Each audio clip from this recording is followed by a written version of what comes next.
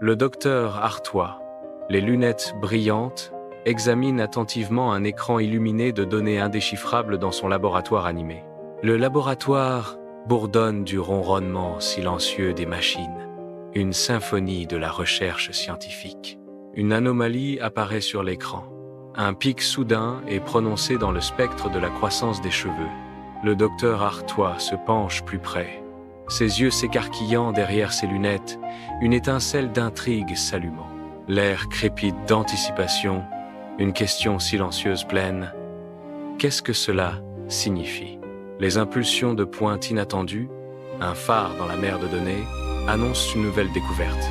Dans la salle d'examen, le docteur Artois examine le cuir chevelu d'Élise avec précision, son front plissé par la concentration.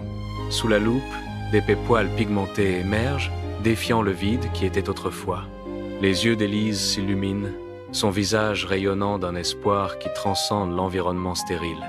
Un moment de triomphe, silencieux et partagé, alors que la promesse du renouveau prend racine sous leurs yeux. Le docteur Artois, entouré de documents, étudie les niveaux de dihydrotestostérone d'Élise avec une concentration intense. Il analyse des échantillons, le front plissé par la concentration alors qu'il cherche une explication. Un sentiment de perplexité croissante envahit la pièce, alors que le docteur Artois s'efforce de comprendre.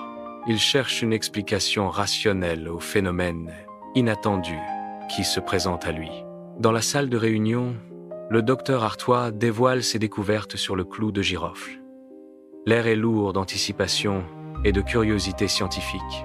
Les scientifiques se penchent en avant, leur visage mêlant scepticisme et enthousiasme naissant alors que les données remplissent l'écran.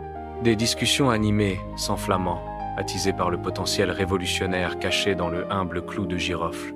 La salle bourdonne d'énergie alors que les chercheurs débattent des implications et des prochaines étapes de ce travail révolutionnaire. Les gestes deviennent plus emphatiques. Les voix montent et descendent à mesure que l'impact potentiel du clou de girofle devient plus clair. Un sentiment palpable d'élan se construit à mesure que l'équipe s'unit, prête à repousser les limites de la science. Élise descend la rue, ses cheveux dansant dans le vent, une image de joie insouciante et de confiance retrouvée.